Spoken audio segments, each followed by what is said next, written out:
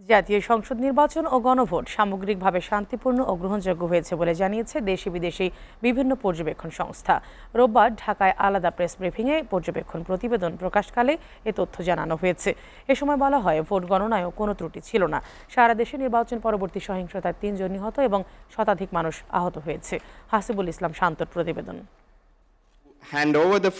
দেশের ৮টি বিভাগ ও ৪৬টি জেলায় ২২টি পর্যবেক্ষক দল মোতায়েন করে Asian network for free elections. Vote গ্রহণ, গণনা ও সামগ্রিক পরিবেশ পর্যবেক্ষণ করে তারা জানায়, বাংলাদেশে গণতান্ত্রিক যাত্রায় একটি গুরুত্বপূর্ণ ধাপ নির্বাচন। তবে প্রার্থীদের সম্পদের হিসাব আরও স্বচ্ছ করা জরুরি।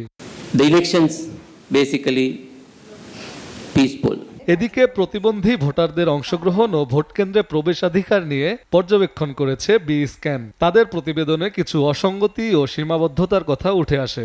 নির্বাচন পরিবেশ খুব সুন্দর ছিল, কিন্তু তারপরও প্রতিবন্ধী মানুষের উপস্থিতি অনেক কম ছিল। সংখ্যালঘু সম্প্রদায়ের ভোট পর্যবেক্ষণকারী সংগঠন রূপসা জানায়, নির্ধারিত সময় শেষ হয়ে যাওয়ায় ভোট দিতে পারেননি প্রায় 16% ভোটার।